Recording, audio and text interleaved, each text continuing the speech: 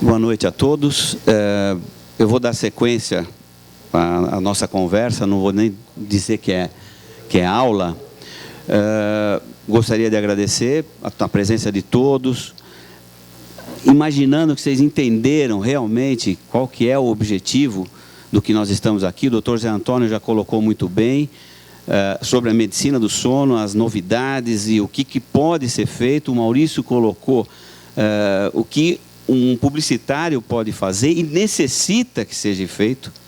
Nós estamos nessa área há muito tempo. Eu sou otorrino, né? Então eu gostaria de dizer isso. Eu sou otorrino, fui residente do Dr. Zé Antônio e desde 96 eu comecei a me apaixonar por essa parte da medicina do sono e vi uma necessidade de uma coisa um pouco mais, ser mais divulgado isso.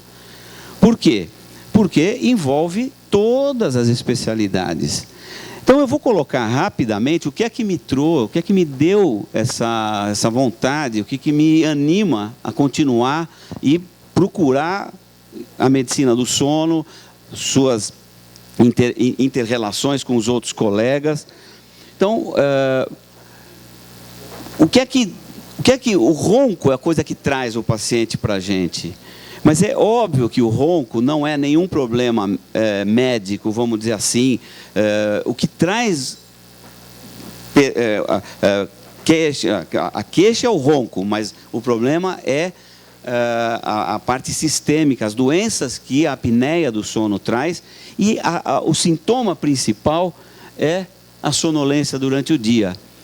Isso, para mim, é assim, é o que demonstra que existe um problema por trás, que não é só o ronco, né? Então, os pacientes sempre imaginaram que a sonolência diurna tem a ver com eu estou cansado, eu trabalhei muito, eu estou estressado, e não é bem assim.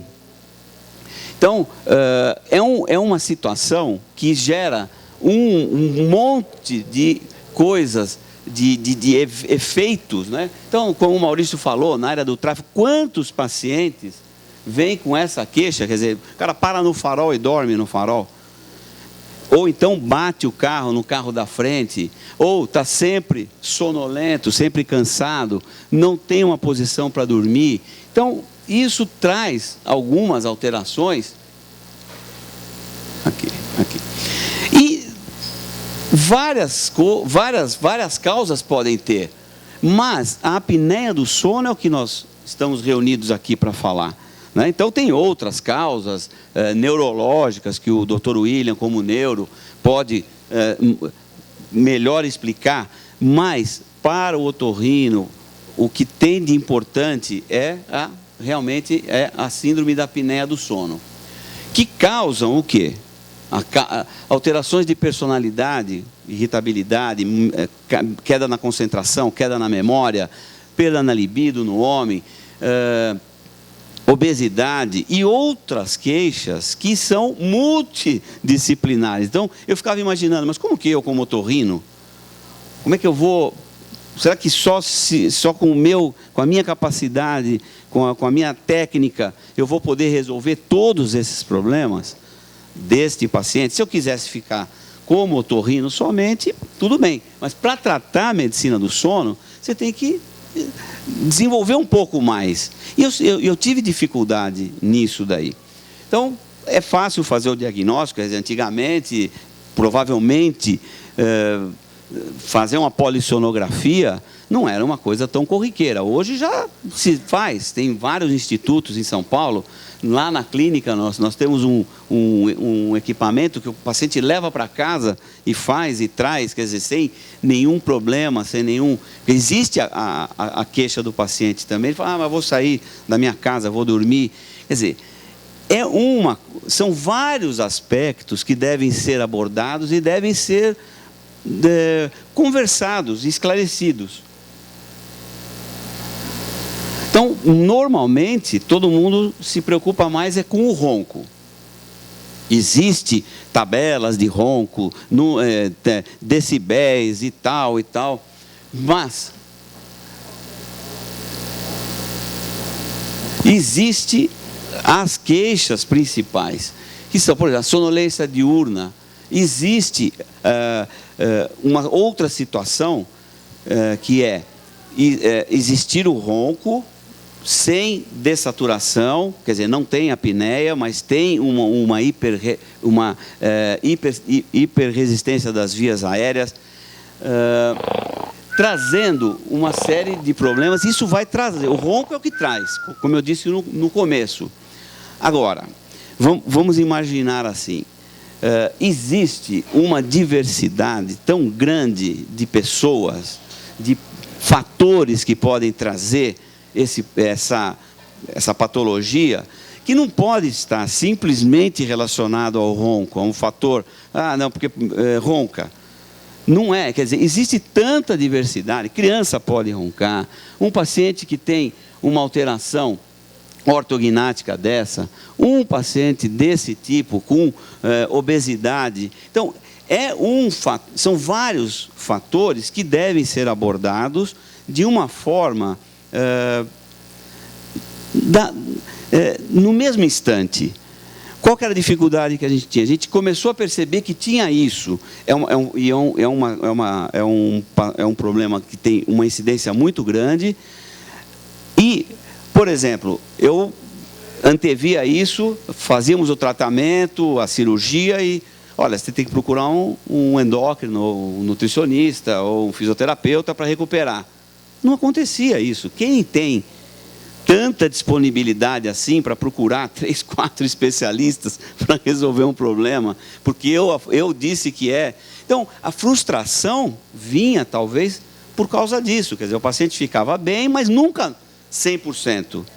Sempre voltava o problema, daí vinha o casal de novo, olha, está roncando de novo e tal.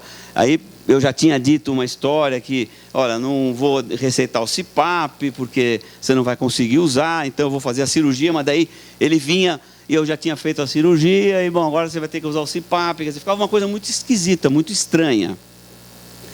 Então, existe um fator, como otorrino, né, que eu imagino que é a gênese disso tudo, que é a obstrução das vias aéreas, nasal, estamos falando do nariz, que levam ao colapso das vias respiratórias. Então, isso aqui é só para ter uma ideia de onde a gente pode começar e de onde vem os problemas. Então, aí começa o ronco, síndrome da hiperresistência, hipopneia, apneia, e que vai levar a um transtorno dessa arquitetura do sono, que fisiologicamente vai ser alterado também. Então, as ações do organismo durante a noite vão ser alteradas e vão levar a outras doenças. Hipertensão arterial, obesidade, diabetes, colesterol alto. Então, existe essa interligação. Então, a gente sabia que tinha isso, mas como vai tratar? Como eu sou otorrino, como é que eu vou tratar? Vou conseguir fazer com que o paciente faça todos os outros tratamentos ou convencer um colega de que ele tem que avaliar esse paciente, porque ele tem problema de medicina, ele tem apneia do sono. Então, esse trabalho foi feito lá no núcleo de otorrino de São Paulo, no grupo do Dr. Zé Antônio, onde ele demonstra a prevalência dessas patologias clínicas nos pacientes, tanto de apneia leve, moderada, grave. Então, é uma coisa que chama a atenção.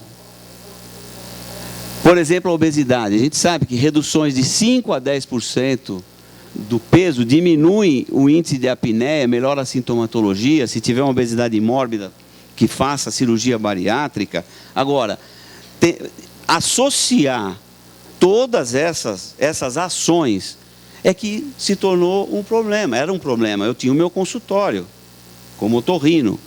Agora nós temos uma ação, um lugar onde nós podemos tratar todos esses aspectos e realmente ter um resultado positivo. Então, por exemplo, a sequência, né, que eu disse, da obstrução nasal, aumento da respiração pela boca, perda do reflexo do nariz, aí a rotação posterior, quer dizer, de mandíbula, de língua, envolve um bucomaxilo, envolve um ortodontista, outras especialidades, e quem trata medicina do sono tem que estar atento para tudo isso aí. Porque o que nós queremos que o nosso paciente tenha é uma qualidade de vida melhor. Só. É isso que é a ideia. Então, o que me trouxe mais para essa parte clínica foi um desses acasos que acontece. Eu fui falar sobre cirurgia num curso de apneia do sono na odontologia da USP e encontrei o Dr. Samir, que era um clínico, que ele ia falar da parte clínica da apneia do sono, e ele me apresentou uma ideia que ele teve, que é um dilatador intranasal metálico para obstrução nasal. Ele perguntou para mim o que eu achava e tal. Eu falei, puta, como otorrino, eu falei, caramba, acho que isso aqui deve ser uma coisa interessante. E eu pedi para ele, eu perguntei, queria saber mais e desenvolvi uma tese de mestrado em cima desse aparelho, desse dilatador, dessa órtese, que melhora a respiração nasal, diminui o esforço respiratório. Bom, daí você vai fazer mestrado, você começa a estudar. Aí eu fui aprender, e aí a coisa vai. Então, isso que me despertou que existe uma coisa maior do que só um aspecto. E depois encontramos de novo nos congressos com o Dr. Zé Antônio, a gente conversou, trocou ideia, e ele estava com a mesma ideia também. Ele falou, meu Deus, isso aqui é multidisciplinar, tem que ter um lugar para esse paciente ser tratado, os hospitais não entendem isso. Querer fazer isso dentro de um hospital, eu trabalhei muito tempo lá no Edmundo Vasconcelos, e tem várias especialidades. Por que nunca sai isso? Porque ninguém fala a mesma língua, não dá para falar a mesma língua num lugar tão grande daquele. E cada um vai querer ser o chefe do negócio. E não existe chefe. O Dr. Zantoli me explicou, me disse isso uma vez, a medicina do sono, a apneia não tem um chefe. Existe, sim, alguém que tenha que estar preocupado. E que talvez o otorrino, porque mexe com essa parte da obstrução, dos colapsos, das amígdalas grandes, dos desvios de septo, a gente tenha muito mais chance de ter contato com esses pacientes. Por exemplo, a associação de outros profissionais com a utilização de aparelhos intraorais, eu recebia muito paciente, né? E o Rafael sabe disso, que estava usando um aparelho, mas que não funcionava, que tirava e tal. Mas por que não funciona? Então, porque o nariz está entupido, porque tem obstrução nasal. O nariz está entupido, se põe um aparelho intraoral, vai fechar a boca do paciente, ele vai respirar como? Então, não pode ser feito por um profissional. Então, tem alguém especializado. Ele se especializou nisso. Então, não é uma coisa que tenha que ser feita porque tem que ser feito. Os benefícios do tratamento é o que eu disse, a gente quer qualidade de vida, quer melhorar o sono do paciente, normalizar os índices de apneia. Hoje em dia, a queda na dessaturação é uma coisa muito importante, quer dizer, você não precisa melhorar tantos números, mas se o paciente parar de dessaturar, já ajuda, e já é uma grande ajuda. Então, rapidamente, assim, para dar uma ideia de como que eu parti para isso, e para estimular vocês que, dentro de uma visão dessa coisa sistêmica, dá para a gente trabalhar junto.